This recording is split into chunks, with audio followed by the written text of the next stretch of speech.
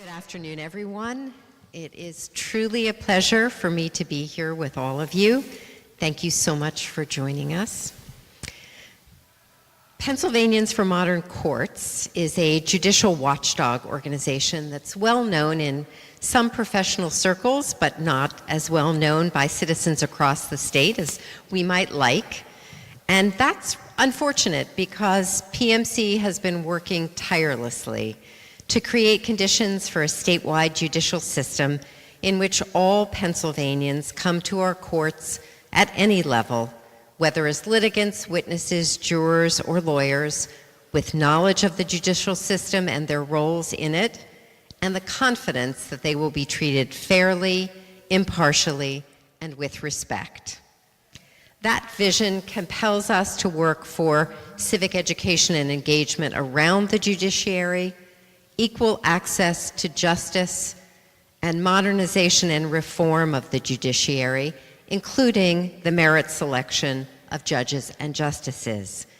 And while PMC remains firmly committed to moving our Commonwealth to a merit selection process for our appellate judges, while elections remain the means by which we choose these ever-important judicial roles, we believe we must do everything we can to ensure that our electorate are as well informed as possible about the candidates and the impact their decisions make on our lives. And it's in that spirit that we are very pleased to be sponsoring this forum with the League of Women Voters. We know that you know that organization well. They are a household word across the Commonwealth. And we plan to sponsor more forums across Pennsylvania in advance of the November election with the League. It is now my great pleasure to introduce to you Susan Carty, who is president of Pennsylvania's League of Women Voters and is our moderator for today. Susan? Thank you. Thank you, Maida, and thank you for everyone for participating. We're looking forward to an interesting and lively discussion. And again, my name is Susan Carty, and I'm the president of the Pennsylvania League of Women Voters. And on behalf of the membership of the League of Women Voters, I wish to extend our appreciation to the candidates who are offering their time, their energy, and their expertise to this important role that they will play in our state judicial system. Today's candidates participating in our forum are Mr. Bill Kai, Judge Jeffrey Molden, Judge Carolyn Nichols, and Judge Deborah Kunselman. Questions have been provided by PMC, and each candidate will have 60 seconds to respond to the questions, and there will be media coverage, as you obviously, that is provided today. So are we ready to begin? Yes. Yes? Yes? Okay. Let's start with question number one. What should Pennsylvanians know about the role of the Superior Court in the Pennsylvania judicial system? And we will start with Judge Kunselman, right? Thank you. Yes. Pennsylvania's Superior Court is the busiest appellate court in the nation. It is citizens who have appeals at the trial court level. There are 450 trial court judges across the state. And anytime there's an appeal taken, there's an automatic right of appeal to the Superior Court. At the trial court, you have one judge making the decision. At the Superior Court, you have a panel of 3 judges who will be making the decision as to whether the trial court made an error and whether that error was significant enough to send the case back to the trial court. So there's no trials that take place at the Superior Court. It's merely oral argument and decision that comes from the Superior Court. There are 15 judges on this bench. Again, we sit in groups of 3 to make the decisions. And the Superior Court makes about 5,000 decisions a year. So it's important to have judges on the bench who are very well qualified. Thank you. Mr. Kai? Yes, I think the fundamental notion of an independent judiciary must remain from the trial court all the way to the appeals court. The Superior Court is one of the heaviest and demanding in terms of the caseload and the breadth and depth of the legal issues that appear as the appellate court. We're correcting the courts below in terms of evidentiary and pretrial litigation motions, the decisions that have been perfected in a procedurally and timely manner. I also believe that the judges there have to have some deference to the trial court. They have to look at the record, they have to be composite and composed, and they also have to see, hey, look, was justice done?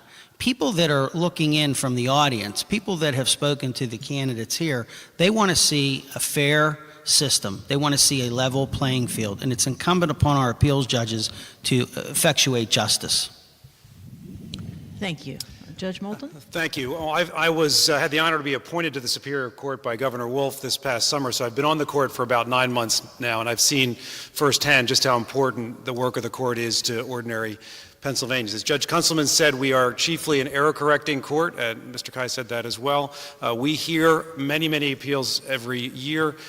One of the things that is important for us, again, as has already been said, our job is to make sure that the folks at the trial court level had a fair shake, that the playing field was level. And what they need to do when they come to us is to say, hey, this is what happened below, it was unfair, and our job is to make sure that everyone's treated fairly and appropriately. I'm a big believer in our civil and criminal justice systems.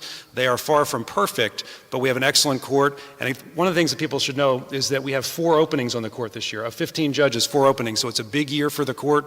A full quarter of the court will be selected in this election. And thank you. Judge Nichols? Yes.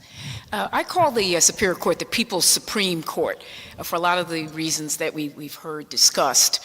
It's an automatic right of appeal court. The Supreme Court, which is the highest court in the state, takes discretionary appeals. In other words, it picks and chooses what it wants to hear. So much of the precedential, in other words, the controlling law in the state of Pennsylvania actually comes out of the Superior Court. It hears 60% criminal, 20% civil, and also hears family, juvenile, and orphan courts matters. So these matters affect the everyday lives of all Pennsylvanians, and it's important to have judges that are going to do the right thing for Pennsylvania's working families, because as we've heard, the Superior Court is an error-correcting court. It's not a trial court, and the principal overarching concern of the Superior Court is, was justice done?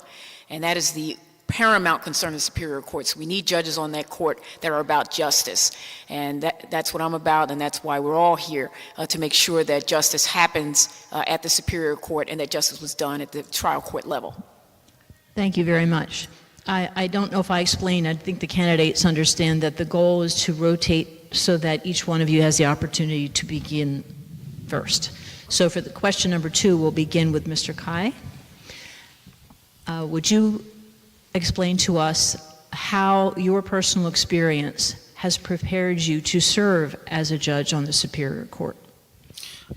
25 years of being in trial courts, 25 years of looking at various issues from different genres, from different venues, a statewide practice where I've been in numerous counties, tried cases to verdict, been in front of judges that made rulings that are being appealed, worked for judges as a law clerk, advised and researched and helped write the law for those judges in similar capacities and functions.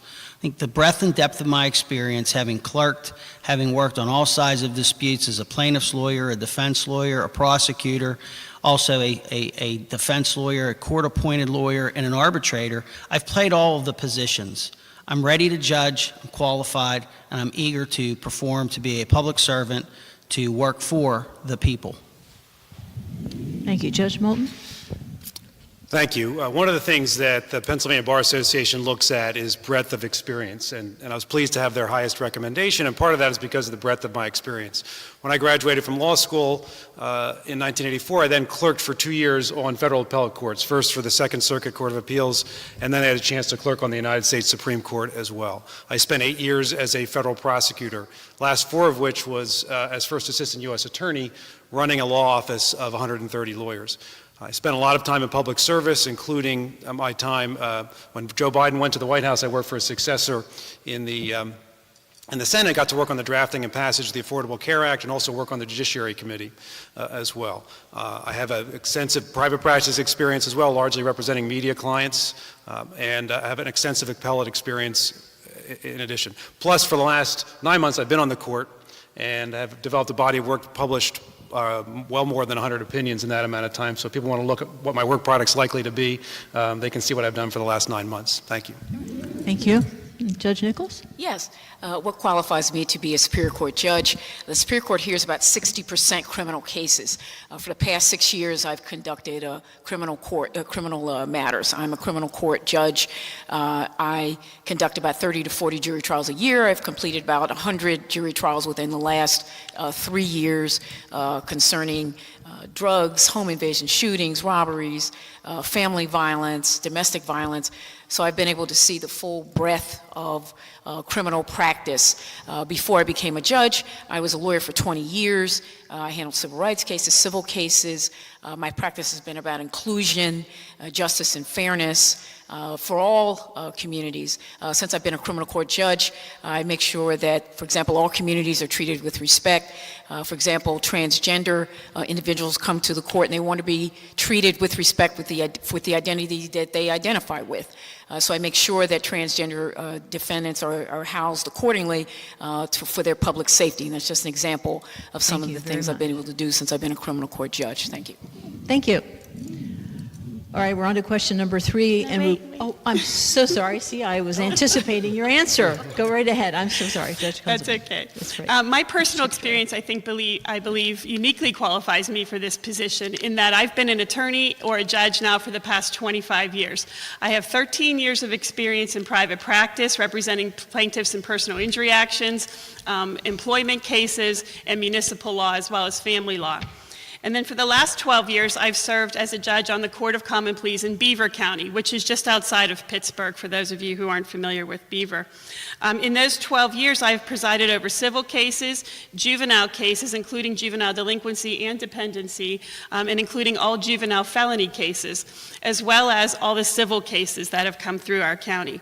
And those are all the types of cases that get appealed to the Superior Court. And I believe in the 12 years that I've been on the bench, I've written numerous opinions. The Bar Association has reviewed many of those and has given me a recommendation of highly recommended by the Bar Association.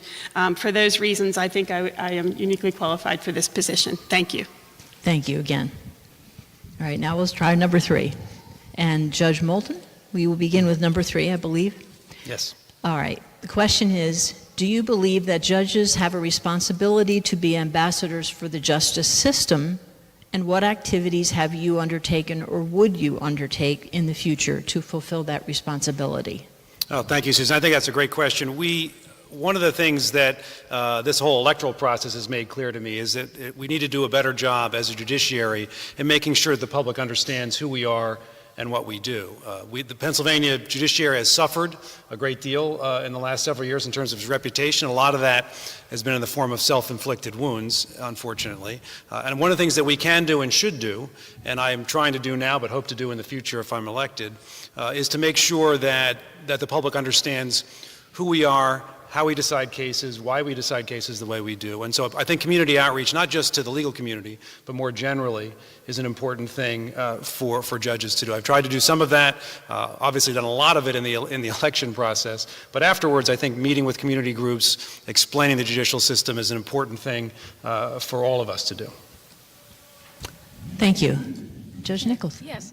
I believe that community service is essential for a judge. In fact, I'm serving as a community ambassador now with the 1st Judicial District in Philadelphia County. A group of judges, we go into schools primarily of all levels, elementary, middle, and high school, primarily to engage young people to help them stay out of the criminal justice system, to stop the school to prison pipeline. So we're probably the only group of people actually trying to work ourselves out of a job because we're so busy in the criminal justice system. We want young people to make better decisions in their lives. I also believe that the courtroom is not just a place to litigate cases, it's also a place to transform lives. I have young people come into my courtroom quite regularly to observe the process, particularly the sentencing process, so they can see where the rubber meets the road to help them make better decisions in their lives. Of course, we have, interns at the law school level and in the college level as well to help people move their legal career forward, but I particularly think bringing in young people from schools is primarily important. Thank you. Judge Kunzelman. Yes, I do believe that judges have a responsibility to be ambassadors for the justice system. And in fact, I have served the last 6 years on the Judicial Education Committee where we teach judges. I've served teaching numerous continuing legal education classes to lawyers. And then I've also taught outside of the legal system. I go into our high schools regularly to teach about the I Signed the Constitution program, which just educates generally about the Constitution, and the Stepping Out program for high school seniors, which educates them on the types of legal matters that they will be facing now when they're legal adults. In addition to that, I've also spoken in Beaver County to our People's Police Academy about what it is that the role of the courts is and how we function in the different divisions in family and criminal and civil court. So I do think it's very important that judges take on that role to contribute back to the society and educate people about what it is that the court system does. Thank you. And Mr. Scott, Kai. Yes, I think it starts with representing the people that you've taken an oath to represent and to be fair and impartial. I think there's a role that judges play in terms of community outreach with education. I've taken on those roles as an ambassador when I took my oath to become a lawyer, and it's no different today than 25 years ago. I like to teach, I like to lecture, I like to get involved with youth sports, I like to question folks of different backgrounds and get them involved in terms of diversity. I like to promote our justice system. I like to carry myself in the manner in which the employers that I worked for explained to me the responsibilities of talent. And that talent has to have equality, and it has to be diverse, and it has to be respectful. Thank you. Question 4, Judge Nichols, you will begin that. The intermediate appellate courts handle a large number of cases involving a wide variety of parties. How will you keep track of cases that may involve donors to your campaign, and what will be your threshold of recusal? Well, obviously, the personal integrity of the judge is paramount. There are also specific rules and guidelines in the canons of judicial conduct and the like, which guide a judge to determine whether or not they need to recuse to avoid any appearance of impropriety. There isn't a specific dollar amount. It's described as a substantial amount. But I believe that if a lawyer has contributed to my campaign or has been involved in my campaign, I think it's important to disclose to parties that are all of the parties involved in the case. In the case of oral argument would be the other attorneys conducting the oral argument, that this attorney has contributed to my campaign or this attorney has been involved in my campaign, and disclose that, and through the discussion with the attorneys determine whether or not I need to recuse myself. But ultimately it's up to the judge whether or not they feel that there's any inference of impropriety or unfairness, and I would hold myself to the standard of the judicial canons of conduct. Thank you. Judge Kunzelman? Well, I'll keep track of donors through the campaign finance reports that we have to file. There's cycles that are required to meet certain deadlines, and so we have to list every donor who's contributed above a certain amount. Now, whether I would recuse, I guess, would depend on the amount. It's tough to say whether there would be a set amount. I can't really think of anybody that wants to donate some amount that I would feel would call myself into question. I think the people who are donating to my campaign now mostly are lawyers who just want to have a good judge on the Superior Court. I don't have a lot of contributions from outside business entities, but again, if I were to have one, then I would make that known to the litigants, and if I felt that I couldn't be fair or that it would even raise a question of impropriety, then I would try to step down from that case. I know we've had some poor decisions made by, I think, some appellate judges in the past. I know sitting on a case where your spouse is receiving, for example, a substantial referral fee, I don't think would be appropriate, and I would hope that my colleagues wouldn't do that. Thank you. Mr. Kai? Well, unlike my colleagues here, I'm in the private sector, and I would, if elected, follow the rules that apply to judges in terms of disclosing instances of where there could be an appearance of a conflict of interest based on that donorship. And again, there's going to be transparency because these things are filed, they're online, they're open. I also think that any time that the litigants would want to call the person's impartiality that's ruling or deciding the matter into question, I think that is a separate analysis, and I think, again, the rules speak to that. So playing by the rules means you have to enforce the rules equally to all the parties, and you never want to have your impartiality or integrity questioned. And I have not had my impartiality or integrity ever questioned. Thank you.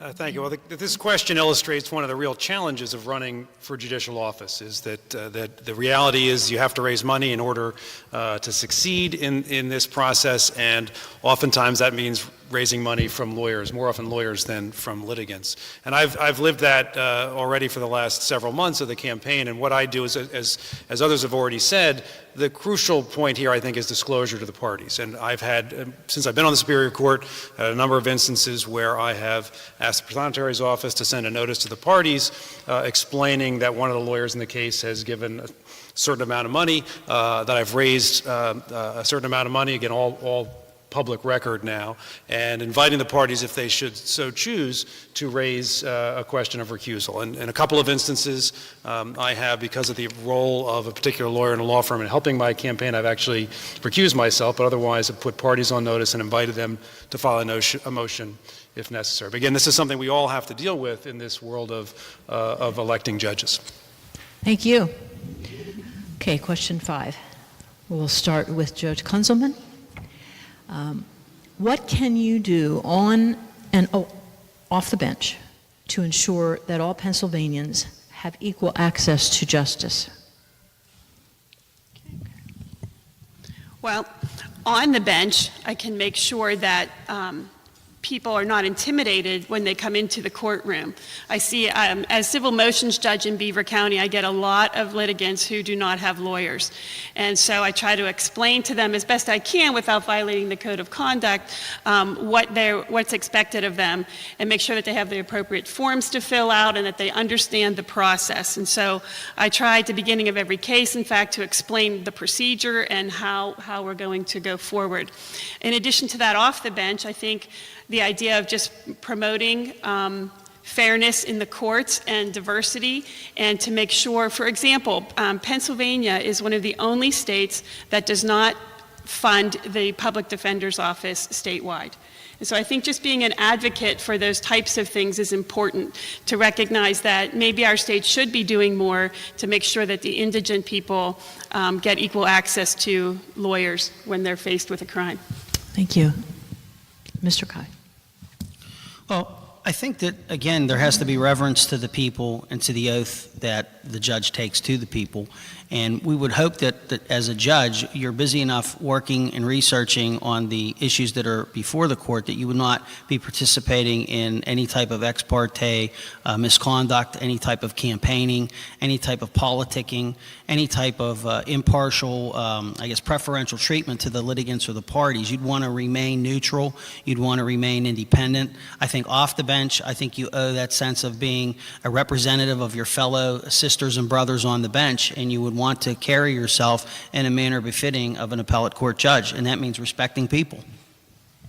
Thank you. Judge Molden. I'll echo part of what Judge Kunzelman said. In terms of on the bench, one of the things we can do is we can make sure the folks who are not represented understand as best they can the system, and we try to make it easy for them to do. We do have pro se litigants arguing cases, writing briefs and arguing cases in the Superior Court, and frankly, for the lawyers in the room, sometimes those pro se litigants do a better job than some of the lawyers do. But we want to make sure that they're not unduly intimidated by the system, and that they do their best that they can representing themselves. Ideally, of course, people with good legal claims ought to have legal representation. And on the criminal side, we do a reasonably good job of that, although, as Judge Kunzelman said, I think we're the only state in the country that does not fund at a state level our public defender systems. On the civil side, there are a lot of gaps. We do provide counsel in certain sets of cases, civil commitment cases, termination of parental rights cases, but there are lots of other civil cases in which people don't have the right to appointed counsel and they can't afford it. I'm a supporter off the bench of the Civil Gideon movement, which is the effort to try to provide counsel in necessary cases for litigants who can't afford them. Thank you. Judge Nichols. Yes. In criminal court, it does come up. 80% of the criminal defendants are represented by the public defender. And there are, of course, many instances in which there's a conflict with the public defender. So as a judge, I appoint counsel and I make sure I have my own list as well as using the court list to make sure only the most qualified and competent and vetted attorneys get those cases. Because just because a person is indigent doesn't mean they should not have the top quality criminal and zealous advocacy in their case. So I make sure that happens, to make sure that every litigant that comes before me that wants a lawyer will get a competent lawyer. There are many people that insist on proceeding pro se, even though I try my best to talk them out of it by explaining to them they're going to be held to the same standard as the lawyers, and many times I'm successful in getting them to agree to get assistance or at least have an advisor. I'm also very involved off the bench in Civil Gideon because that's where a lot of the issues come in terms of access to justice for foreclosure and many civil matters. Thank you. We're on to another question, aren't we? That is going fast, isn't it? I'll start with Mr. Kai, right? Thank you. In what areas of law do you currently see the most need for judicial clarification in the appellate courts? Well, I think there's some irregularities or inconsistencies, decisions that have been sort of irreconciled at the Superior Court level. I think the bulk of those are coming out of the areas dealing with juvenile and criminal work. That's the bulk of the appeals in the Superior Court. I think that there are standards and shifts of the pendulum from the privacy and expectation rights of defendants or the accused. I'm also inclined to agree with the individuals up here that are trying to make strides to get equal funding for the public defender's office. I think a lot of times there's need for expertise, doctors, psychiatrists, and I think that the indigent defendants that come before the courts are at a disadvantage. So I think that those are the areas of the law that need some additional attention. I think the Superior Court will end up doing an excellent job in those areas. Thank you. Judge Moulton. I think in my experience thus far in the Superior Court, there are really two areas of the law that where I can see we need to do a better job, or we need to continue to clarify the law. On the civil side, there's a case called Tincher versus Omega Flex, which has to do with admissibility of evidence and standards in products liability cases. And the Pennsylvania Supreme Court decided the Tincher case a couple of years ago, and there's a lot of work left to be done, first at our court and then there, to clarify what the rights are of both the product manufacturer on the one hand and the plaintiff on the other hand who's been injured in terms of what evidence is appropriately presented in those cases. On the criminal side, there have been a lot of decisions lately, including the Hopkins case in the Pennsylvania Supreme Court, dealing with mandatory minimums and whether or not they're constitutional under either the federal Constitution or the Pennsylvania Constitution. There's a lot of work left to be done there, sorting out the meaning of those cases. We also have a very significant set of cases involving juvenile offenders who are sentenced to life without the possibility of parole. There are literally hundreds of those cases left to be addressed, probably in the next year or so at our court. Thank you. Judge Nichols. Yes. In the criminal area, a lot of what the Superior Court does, or what the Pennsylvania Supreme Court does, is sort of catch up with the U.S. Supreme Court. For example, the mandatory minimum sentencing rulings first came down from the U.S. Supreme Court, and Birchfield, which had to do with warrantless searches and blood draws. Finally, our Superior Court caught up with Commonwealth v. Evans. So a lot of times, Superior Court is playing catch up with the U.S. Supreme Court. So you have U.S. Supreme Court decisions that are out there, but then our law, many times in Pennsylvania, is inconsistent, and it can create a lot of confusion for litigants that are in the criminal court in terms of motion to suppress, stop and frisk, mandatory minimum sentencing, which has been mentioned, blood alcohol testing. So these are very important areas where you need consistency with the U.S. Supreme Court standards and the state standards. As the Superior Court seems to catch up later rather than sooner, but that's an area that I think needs work, is for our Pennsylvania decisions to make sure that they line up with the constitutional rulings of the U.S. Supreme Court. Thank you. Judge Kunzelman. Well, right now, I know in the area of family law, there's an issue with respect to termination of parental rights cases and the role of the guardian ad litem versus a lawyer. And what I mean by that is that the courts have recently held that in a termination of parental rights case, every child needs to have a lawyer. In dependency, they usually already have a guardian ad litem, and so they're saying that no, that's not enough. Now the child also needs to have a lawyer, and so there's some debate about what happens with the guardian ad litem. Should the guardian ad litem still participate in the termination of parental rights hearing, and what role should they play? So we definitely need some judicial clarification of that. Also in the area, I think, of nursing home malpractice, we need some clarification of what the standards should be. I've seen in my county just an increase dramatically in the number of nursing home malpractice cases, and I only know of one case that's come out of the Supreme Court, the Scampone case, that sort of sets the standard, and I have one that's on appeal right now. But I think we're going to have to clarify, for example, how somebody shows a lack of staffing, understaffing in nursing homes. Is there expert testimony that's required for that? Thank you. All right, we'll move on to question number 7, and we'll begin with Judge Moulton. What are your personal views on mandatory minimum sentencing laws? Well, obviously, you phrased that question quite well. What are my personal views about mandatory minimum sentences? I think that we can't. Our job is to apply the law as written by the legislature and imposed by the U.S. Supreme Court and the Pennsylvania Supreme Court. One of the great flaws in mandatory minimums is they take discretion away from individual judges who are in the best position to decide what the proper sentence is for the individual defendant before that judge. And mandatory minimums are the legislature's effort to take that discretion away.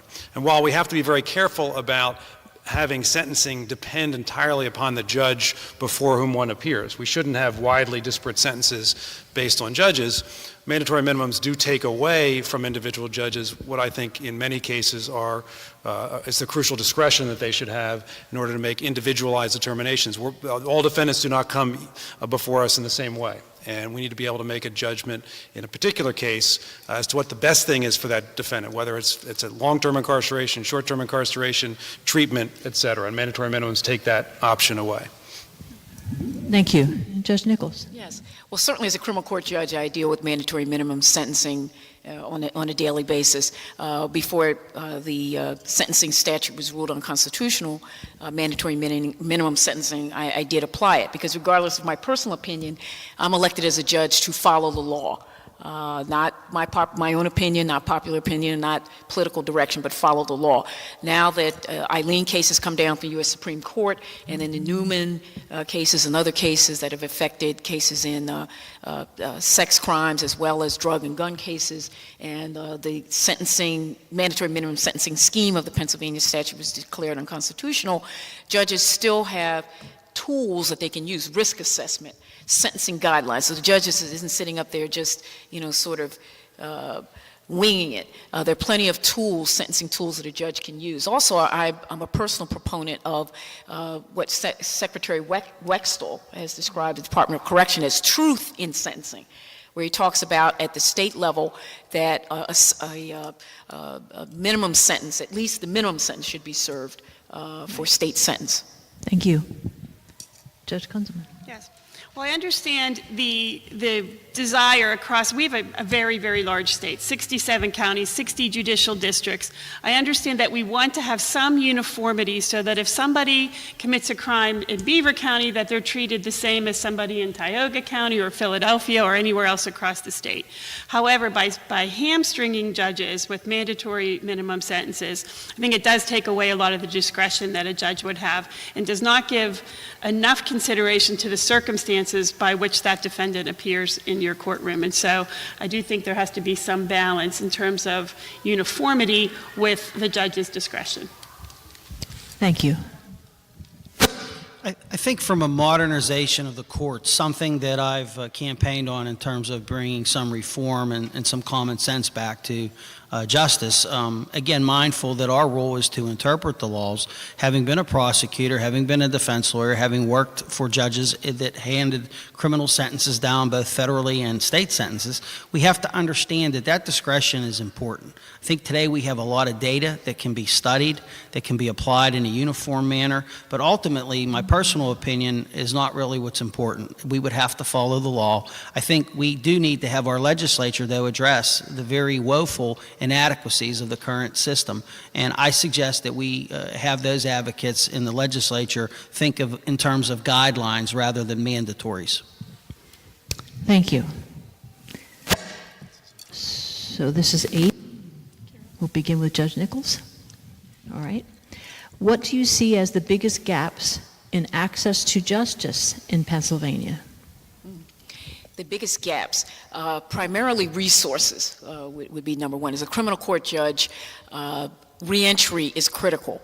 99.9% of incarcerated defendants will return. Only less than point percentages are lifers. So people that are in the criminal justice system will return. And as a judge, it's frustrating that many times we don't have the reentry tools that we need to provide the education, substance abuse, mental health, programming, vocational training so that people can get back into their lives and become productive citizens. Again, we're working our way out of jobs and having to have so many people come before us and recidivate. So one of the most important things that as a criminal court judge is to make sure that there are resources to get people into drug court, mental health court, into the kinds of treatment that they need and vocational training that they need so they can take care of not only themselves but their families. Because many of the defendants that come to my court, they have children, and you don't want to make it a generational cycle of people coming in and out of the system. Thank you. Councilman? One of the biggest gaps, obviously, is financial. I think if the people who have financial resources typically can locate a lawyer who's qualified and have the funds to then pay that lawyer. But the people who are not, the people who are indigent, I think they're the ones that struggle the most. First of all, just with knowledge of the system and how it all works. And then even basic things such as transportation, getting to and from the courthouse, I think also can be an impediment. And so those are what I see as the biggest gaps. Well, is equal ever really equal when we have social inequities that are built into the system? We have people that have special needs. We have people with disabilities. Our courts have to be more sensitive and more humane in treating those individuals that come before the courts. Having been a defense attorney in representing indigent people, I would like to have a level playing field with the prosecutor's office. A lot of funding goes into district attorney's offices and the attorney general's office. I'm mindful that they have to still protect the defendant's rights to a fair trial as well. So I would say that, again, the biggest obstacles to equal justice in a modern day courts, the fact that people just do not have a level playing field when it comes to finances. The courts want to do what's right for the right reason. We need to have the funding. I think I agree with everything everyone said here so far. The biggest gaps are resource related. On the criminal side, we've already talked about it. Again, Pennsylvania is the only state that does not provide any funding to public defender's office. We have some absolutely fantastic public defender's offices in the state. In fact, sometimes I'm sorry to see people scraping together money to get a low-price lawyer when they could have a terrific lawyer from the public defender's office. That said, many offices just don't have the resources they need. So you've got great lawyers trying to juggle too many cases. On the civil side, same thing we've talked about before. There are some cases, very limited number of cases, in which we provide indigent defendants with counsel in civil cases, but there are too many really important life-related cases that we don't. Obvious examples are maybe landlord-tenant cases, mortgage foreclosure cases. We too often see folks who have to represent themselves in those cases because they don't have the resources to hire a lawyer, and even though the court system tries its best to allow them to navigate as pro se litigants, it's a tough thing for them to do. And I think resources, again, on both sides is the biggest problem, the thing that we need to focus most on at the legislative level and otherwise. Thank you. We're ready for 9. How do we do that? Number 9, we'll begin with Judge Kunzelman.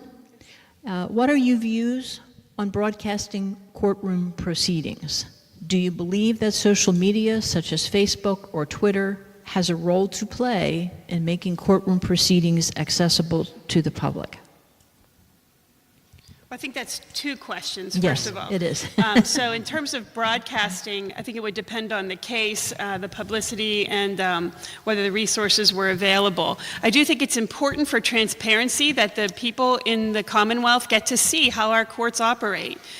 So I think on the right set of circumstances, it may be beneficial to have a televised proceeding. Now, with respect to social media, that's another animal. I think it'll be difficult to monitor and to police. I know there's big posters in my jury deliberation room, for example. We don't want people during a trial to be able to get information from outside the courtroom that may affect their ability to rule on that case impartially. So we want to make sure that the jurors are not using social media during the case, and I guess we would not want, for that same reason, any of the litigants to be using social media during a case as well. I think social media has a good role in our society, but not necessarily in the justice system. Thank you. Mr. Kai. Well, mindful that the venue of the appeals court is a little bit different than the trial court, and I think my responses would be different if I was addressing this from the trial court perspective, and I would agree with what Judge Kunzelman said as a trial court judge. I think that the rules committees have to really address these matters. I think there's enough of the practitioners and the judges across the Commonwealth that they should weigh in on this and get it right for the right reason. My personal views are I think that there should be some openness because, again, these are the people's courts. This is why we're running for this office, to show the people that we can have confidence in our courts. They should be able to see what goes on in our courts. Thank you. Again, I think Mr. Kai is right that there's a difference between the appellate level and the trial level. At the appellate level, there's really no good reason why appellate argument, except for in the rarest of cases, should not be broadcast. And here in Pennsylvania, our Pennsylvania Supreme Court, I believe all their arguments are on PCN. For our court, it's only our in-bank arguments that are broadcast on PCN. I think that's not because we don't want to do more than that. I think it's more a matter of resources and a question of level of public interest. So the appellate level, I've always been disappointed. As I said, I had a chance to clerk on the United States Supreme Court a long time ago, and even then there was a discussion about whether that court's arguments should be broadcast, and I'm really quite surprised that still today in 2017 that their arguments are not broadcast. It is the People's Court. That's the real People's Supreme Court, and people ought to be able to see what that court is doing. I agree, absolutely would be the case for our court. Again, I don't think it's that our court has any objection to our arguments being broadcast. It's maybe that PCN doesn't think there's going to be enough viewership for the intermediate appellate court decisions. Judge Nichols. Yes. Well, as there has already been mentioned, the appellate court arguments are, for the most part, broadcast with some exceptions. Criminal court, I'm a criminal court judge, and I'm an adult court. So an adult court, I don't see any reason why these trials can't be broadcast. There may be certain privacy considerations. I do have, there are family violence, sex crime cases, in certain cases, in child abuse cases. And of course, at the juvenile court, it's not appropriate at all to broadcast those proceedings because of the interest of protecting the minor. Social media can be very dangerous in the criminal court system. Intimidation of witnesses is very real. Witnesses are, photographed with their cell phone cameras, recorded. The jurors can be photographed, so it's very dangerous to have cell phones in the courtroom, and it's not allowed. Philadelphia County cell phones cannot be in the courtroom, and they cannot be used primarily to protect the litigants, the jurors, and the witnesses. Ready? You needed a break. You're going very fast here. This is very interesting. We'll go to number 10, and that's Mr. Kai. As part of their campaigns, many candidates for judge seek and accept endorsements from groups who may be perceived to have a vested interest in their election. Have you or would you accept such an endorsement? And if yes, would you recuse yourself if that particular group who endorsed you came before you in the courtroom? Well, this particular election was unique for me in the sense that as a registered Democrat, I did not seek the endorsement of the Democratic Party. It's kind of hard to recuse yourself from such a diverse group of individuals that on any given day, those issues that are appealed from individuals that are Democrats would come before the courts. I think if you're talking about labor organizations, fraternal organizations, I think, again, the rules on judicial conduct, the canons are pretty clear on what would require you to recuse if there would be some type of an appearance of impropriety. But I think a lot of the endorsements are really our traditions. It's out of respect for the people that actually care about our courts. But more importantly, I think the endorsement that we all want here as candidates is the one on May 16th, where the people vote and they vote on who they feel will be the best for this particular position. Thank you. Thank you. Again, I think endorsements are both traditional and in effect necessary part of the election process. If we're going to elect judges, endorsements are important, and they're important because these are generally low information elections. The reality is most voters are not going to have the time in their lives to research all of the candidates thoroughly and make a judgment based on that research. And so endorsements are a proxy. Organizations that people believe in, whose values they believe in, can be a proxy for those folks in deciding who they're going to vote for on Election Day. And again, Mr. Kai is absolutely right. The ultimate endorsement is from the citizens who vote. So I think endorsements are necessary. I've sought and accepted endorsements. I've not yet been in a situation where any of the endorsing entity appeared before me. But if that were the case, then I certainly would do what I've done with respect to financial contributions, and that is disclose to the parties the endorsement and give them the opportunity to move to recuse me if they thought that was necessary. Thank you. I'm sorry. I have yes, Judge Nichols. I'm looking at the wrong person. Yeah. Go right ahead. The key to recusal is disclosure. Right. And many times, well, as a criminal court judge, for example, I might have members of a group come before me individually, but not the group. The group isn't litigating before the criminal court, my court, but members of a group. It could be a member of a union, an individual union. A union may have endorsed me, and that member of the union may be a defendant in a case or witness in a case or somehow involved in a case. At the appellate level, I'm sure it's different, where you do have groups that actually do litigate and bring actions. And there again, the key is disclosure and making sure that all parties, all litigants in the case are aware of your involvement with that individual or that individual group to determine whether or not there's any impropriety. And if I, as the judge, felt that it was inappropriate, then because of the level of contribution or my level of involvement with that group, I would certainly recuse myself. But certainly individual members of a group may come before a judge, and generally that shouldn't be a problem, generally speaking. But of course, it's case by case. Thank you. Now, Judge Rosenman. Yes.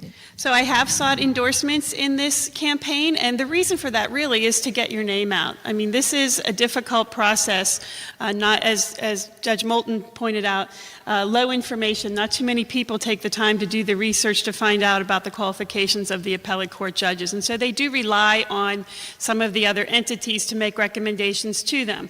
For example, the Democratic Party, or in my case, the Fraternal Order of Police, who gave me a recommendation. That there are certain labor organizations, the teachers. I think that question probably would be more applicable to people on the Commonwealth Court, because that's where a lot of those entities, if they're going to sue as an entity, would be to the Commonwealth Court and not to the Superior Court. As Judge Nichols pointed out, we may have individuals from those groups that are appearing before us, but in many cases we wouldn't even know that they were a part of that organization. So I would recuse only to the extent that I deemed it to be necessary under the rules of ethics. Ready? Okay, we're on to number 11.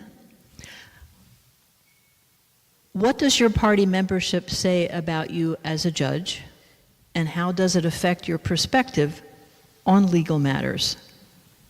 And we begin with Judge Moulton.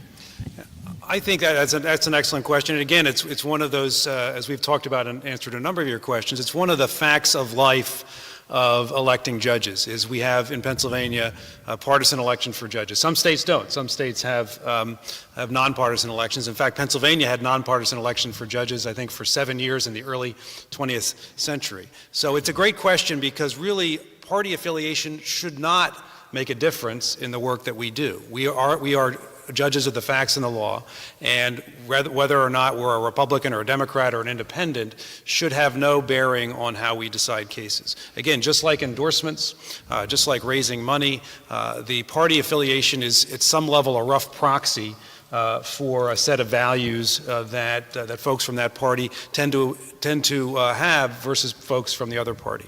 I think that when I worked on the Senate, I had the chance to work on President Obama's nominees, and he talked about having people who had empathy, which means people who can put themselves, judges who can put themselves in the shoes of the folks in front of them, not have sympathy but have empathy. But again, party affiliation should not be the ultimate decision, it should be qualifications and experience. Thank you. Judge Nichols. Well, certainly, personally, philosophically, and in your values, you identify with a certain partisan political group, or you may not. But certainly, I philosophically, and it's part of my personal values, I might identify with a certain political group. But in the courtroom, I'm committed to procedural justice, which means that I apply the law to the facts as I find them equally to all. So there's no place for politics in the courtroom in terms of handling individual cases. There's no role at all.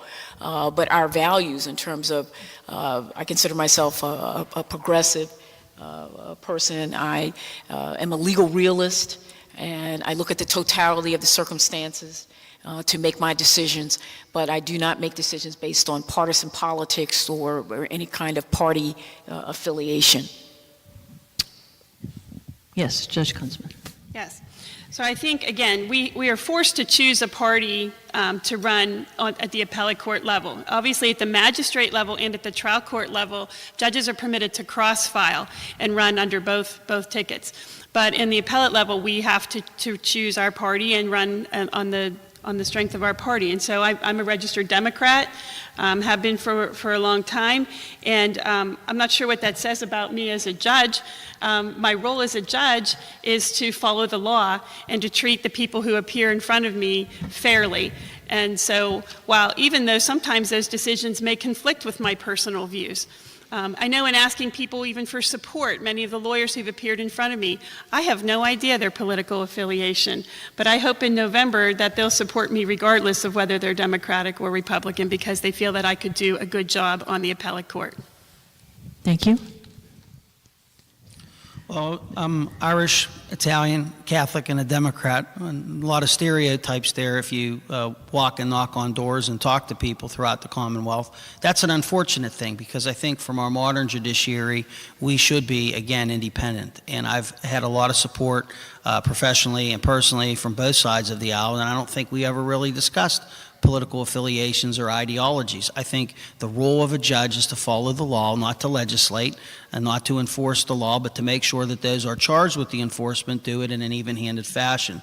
So again, this was a unique experience for me across the state, and I see the good in people, and the people really are voting for the person, not the party. Thank you. Ready? You're all looking to get ready. One more to go. I think we're up to number 12, and we're coming to a close here. We should begin with Judge Nichols. What are your views on making precedent in the intermediate appellate courts? Do you think the courts should write more reported and published opinions? Oh, that's a good one. That's one that comes up a lot. For people that don't know, the Superior Court writes precedential opinions and then non-precedential opinions when it responds to the direct appeals from court. I think concerning the important issues, precedential issues, yes, the opinion should be precedential. Should there be precedential opinions just for the sake of precedential opinions? No. Precedential opinions are what they mean. It should be opinions that have concern matters that have far-reaching influence and effect in the law.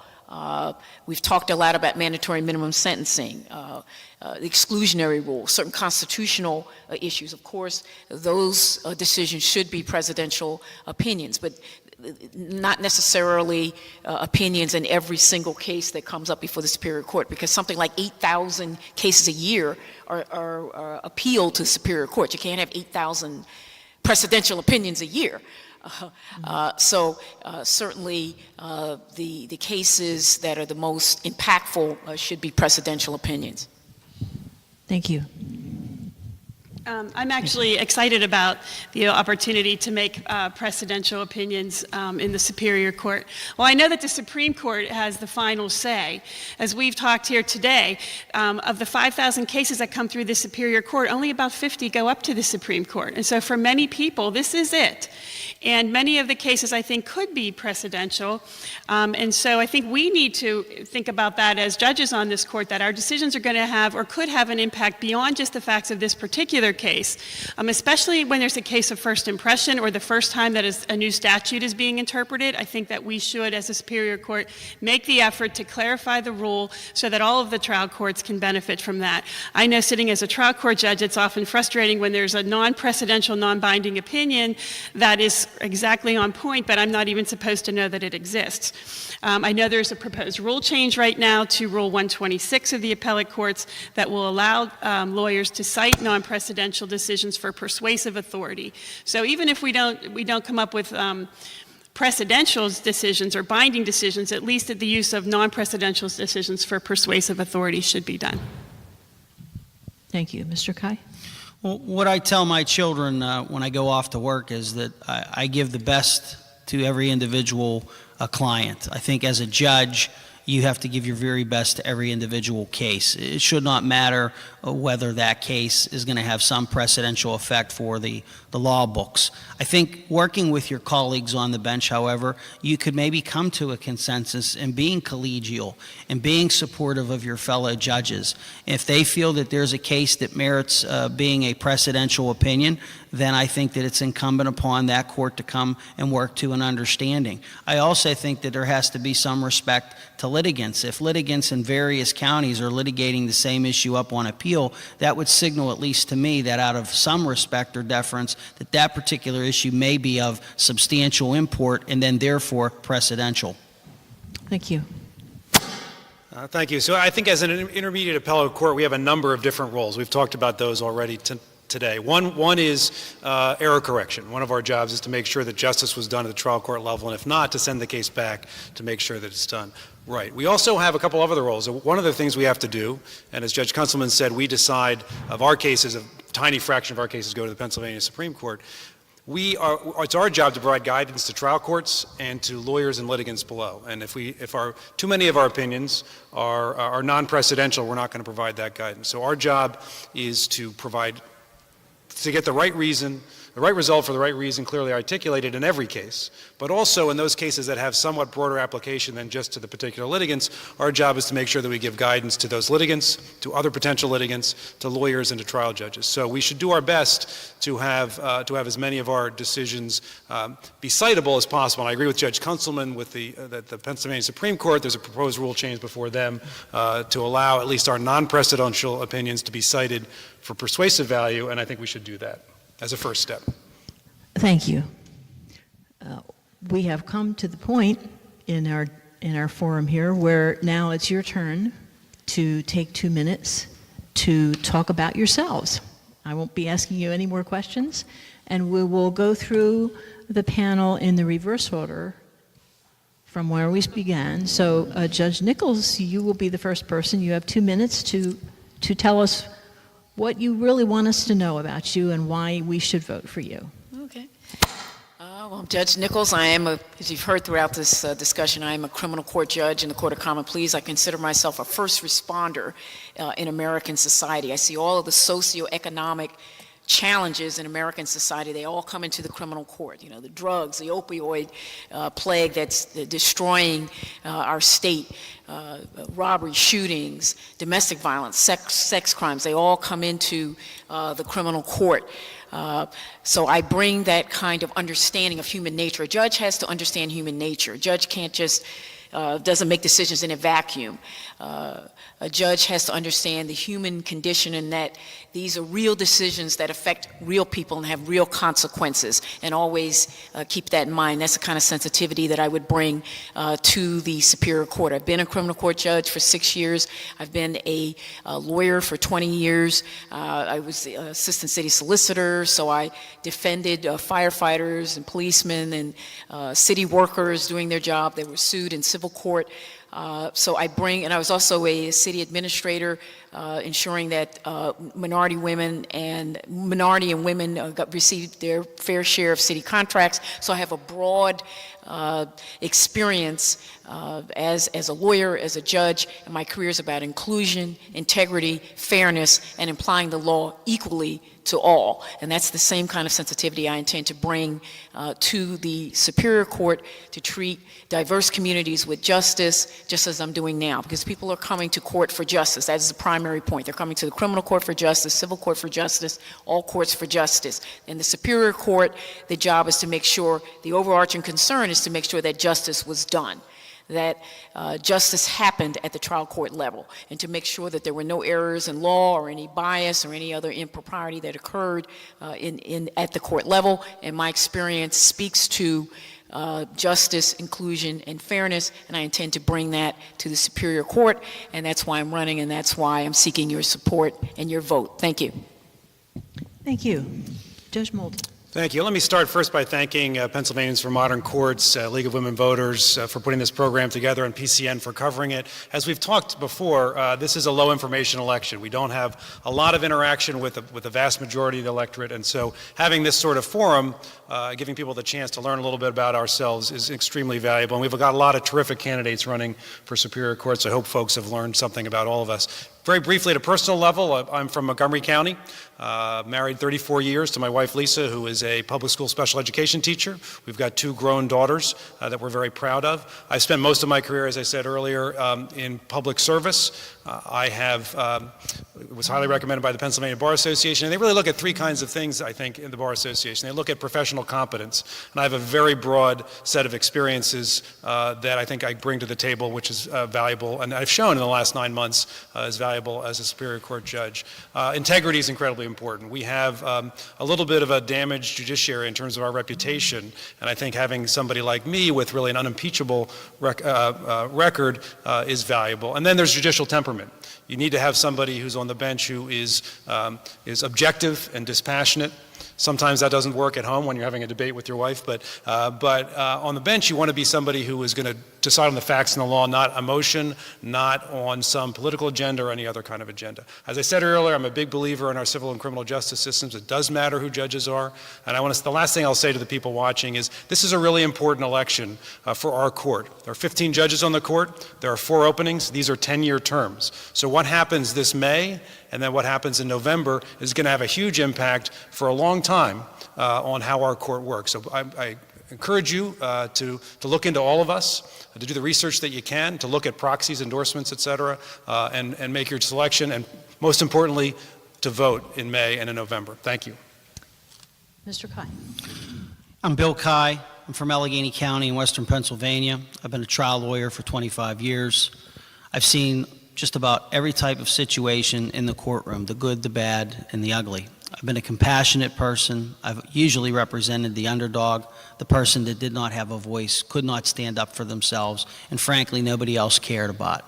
I'm the type of person that goes to the people because I respect the people. I never forgot where I came from. I'm the grandson of a United Mine worker that died in an industrial accident. The lawyers that impacted my family when they emigrated over to this country shaped who I am and what I believe in and what I still stand for. That is all the people. I believe that our judiciary has to go in a new direction. That direction cannot be taken place from the inside, from special interest groups, from dark money, from people that are just going to continue to be part of the good old boys network. I've been outspoken about that, but at the same time, I've maintained that integrity, that sense of temperament, where I was recommended twice by my peers in Allegheny County, where I received the Labor Council endorsement from Allegheny County, where I received the state FOP endorsement, the United Mine Workers endorsements. But again, why am I running?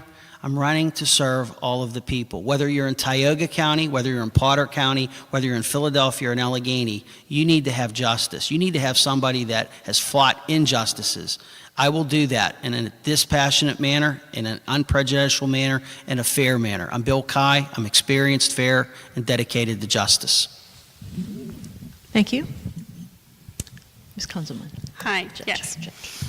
So I'm asking the voters to vote for me because I have 12 years of experience on the trial court. Again, one of the things that we do as an appellate court is to look at the decisions of the trial court to see whether they've made a mistake and whether that mistake impacted the case.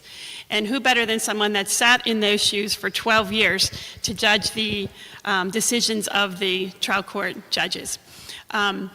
I think I understand the perception that they had when they were making those decisions, and so I think that that's very important in an appellate court judge. Also, because I've served on a trial court in a smaller county, we have 7 judges on our bench. I've had the unique opportunity to preside over many, many different types of cases. All of those types of cases are the ones that are appealed to the Superior Court. And so I think I've already had the background in many of those different types of law. And the other thing, though, is that you become very resourceful as a trial court judge. You have to be ready to take on cases that you do not have familiarity with. And so having done so many different types of cases and being able to think on your feet, I think those are some of the qualities that I bring. In addition to that, the Bar Association has rated me highly recommended for a position on this court. And one of the reasons they said that was because of my administrative ability. I took our civil backlog of cases that were more than 2 years old from 32% in my county down to 12%. So I think I work very efficiently. I have very good administrative skills. And then finally, one of the things that we do as an appellate court is every decision that we make comes in the form of a written opinion. And so we have to be able to write very well. And the Bar Association commented in their review of me that I have a writing style that is clear and easy to follow. And I'm very proud of that because I take great effort in making sure that my decisions are well written and that they're understandable by the common person, taking a difficult subject and making it very simple. And so for those reasons, I'm asking the voters to support me in this election for Superior Court. Thank you. Thank you very much. We have come to the end of today's Superior Court Forum, and I extend a sincere thank you to the 4 candidates. It's been a pleasure. To the Unitarian Church for providing today's venue, to the TV station, PCN, for helping us out, and to Pennsylvanians for Modern Courts for co-sponsoring this event. And finally, to the League of Women Voters of Philadelphia and League of Women Voters of Pennsylvania. And as always, we encourage all of you to go out and vote on May 16th, as every election is an important election. Thank you.